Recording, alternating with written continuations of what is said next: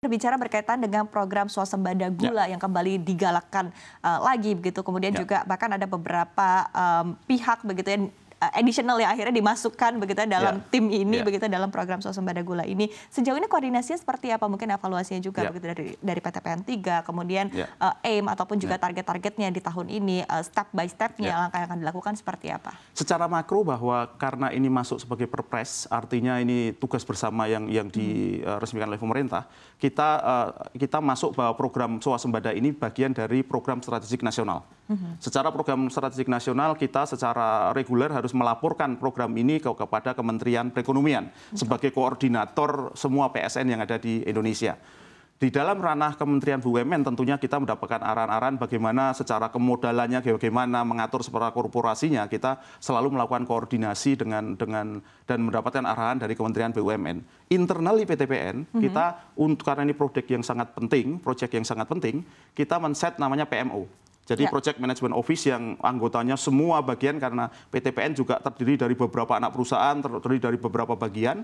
Kita kita establish namanya PMO, yang PMO-nya anggotanya dari semua bagian terkait, direksi turun langsung di situ, dan kita melakukan review regularly. Timnya seminggu sekali, dengan direksi kita 2 minggu itu mendetailkan apa progres, dan kita bikin mapping, bikin roadmap-nya kita detailkan seperti itu. Dan dari apa yang kita lakukan di PMO di internal PTPN, itu kita update ke Kementerian BUMN, juga kita mendapat kewajiban untuk melaporkan kepada Kementerian Perekonomian, karena sebagai konsekuensi ini adalah program strategik nasional. Oke, tadi dengan PMO harapannya bisa lebih agile begitu ya, geraknya bisa lebih cepat. Lebih cepat yang penting, karena decision making itu perlu sekali untuk menjalankan proyek-proyek yang sifatnya besar dan melibatkan banyak pihak. Oke, nah tadi karena sifatnya besar dan melibatkan banyak pihak, apakah sebetulnya mungkin dari sisi regulasi butuh sesuatu yang lebih kuat lagi begitu dari sisi mungkin ketetapan hukum dan lain sebagainya? Itu yang menjadi dasar yang membedakan sebelumnya, yaitu dengan adanya Perpres nomor 40 tahun 2023, itu sudah clear sekali pemerintah menetapkan itu regulasi yang menjadi dasar kita bertindak untuk sama-sama bekerja ke sana. Kalau ada hal-hal yang level aturan yang sifatnya lebih teknis ke bawah, yang ini tentunya akan terus harus agile juga. Jadi kita berharap juga government dan semua sebagai stakeholder lebih agile di dalam memetakan aturan mana secara teknis yang harus bisa mungkin diubah untuk mensupport itu. Lah itu sifatnya ongoing, makanya dibentuk PMO. Ya, dibentuknya itu supaya ini aturannya harus diubah. Minta support untuk diubah dari pemerintah sebagai yang memang mengatur dan bertugas juga mengawal keberlangsungan dari program strategik nasional ini. Oke, baik. Kemudian kalau kita lihat dari Kementerian BUMN juga kan menunjuk 2 pihak baru ya, dari BUMN non pangan untuk terlibat dalam program swasembada gula ini, termasuk adalah Perhutani dan juga Dana Reksa begitu. Nah, ini kolaborasi mungkin ke depannya khususnya tadi untuk Perhutani dan juga Dana Reksa dalam partisipasinya ya untuk program swasembada gula ini seperti apa sebetulnya? Mungkin nanti ada secara spesifik dari tim yang bertugas ini pasti refer kepada program untuk mendukung swasembada ini. Tentunya aktivitas kita yang akan ada terjadi di Merauke, di Papua.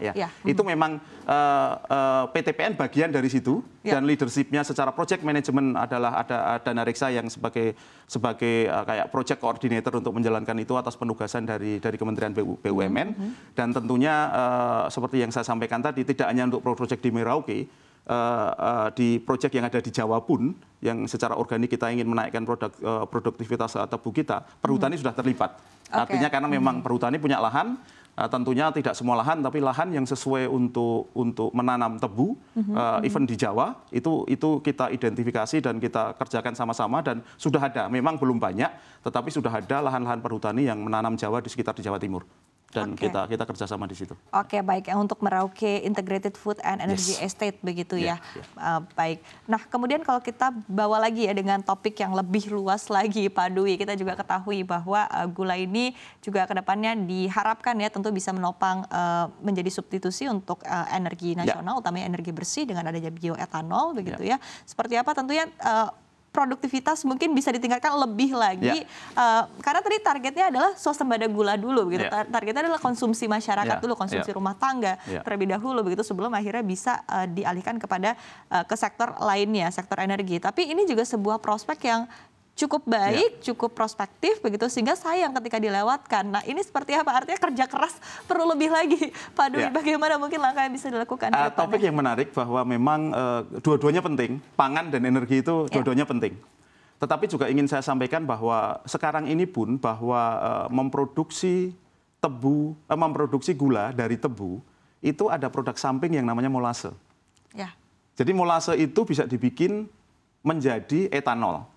Bisa juga dibikin untuk bahan baku industri lain, misalnya untuk bahan baku MSG, bisa. Jadi sekarang ini memang itu current practice dilakukan untuk itu. Jadi semakin tinggi produksi tebu yang dipakai untuk memproduksi gula, molase juga makin tinggi. Jadi proses pembikinan etanol yang dalam konteks swasembada atau untuk ketahanan energi ke depan, yang kalau kita yang sudah sangat terkenal kan biodiesel, yaitu dari sawit, menjadi campuran solar. Menjadi biodiesel dan menjadi biosolar. Ini adalah untuk Pertamina sebagai leading sektornya adalah bagaimana untuk premiumnya, bensinnya atau pertamaknya. Jadi mulai pertamak dicampur dengan etanol. Nah, ini juga harus ditekankan. Artinya memang akan ada suatu saat akan ada harus hitung-hitungan, tetapi sebenarnya sesuatu yang saya bilang tadi, bahan baku salah satu sumbernya adalah molase, makin memproduksi gula untuk makanan, molase juga makin tinggi, sehingga yang perlu kita bangun adalah bagaimana membangun pabrik etanol dari molase. Jadi ini yang harus secara roadmap ke depan kita tingkatkan, membangun pabrik etanol berbahan baku dari molase supaya upaya untuk membangun ketahanan pangan dan energi bisa seiring. Ya, baik. Ini sudah masuk ke dalam capex-nya dari PTPN untuk pembangunan pabrik molase, Pak?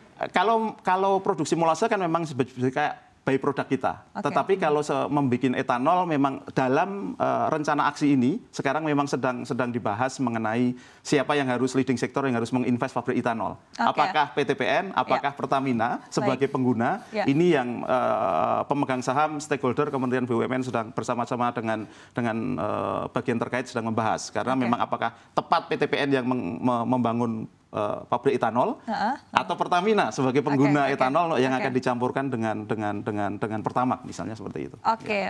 Baik, ini menarik sekali ya, tentunya nanti akan kerjasama dan juga koordinasi akan terus dilakukan tentunya oleh PTPN dan juga Pertamina. Tentu kita akan lihat seperti apa ya untuk pengembangan BB berikutnya, bioetanol berikutnya begitu ya. Sejauh ini sudah 5% ya Bapak ya? Sekarang 5% dan beberapa area kalau nggak salah, tapi mungkin target terdekat 10% artinya? Itu mungkin saya kurang bisa menjawab secara detail karena ranahnya dari Pertamina yang harus menjawab targetnya. Energi. Tetapi kita siap mendukung dari segi ketersediaan etanolnya.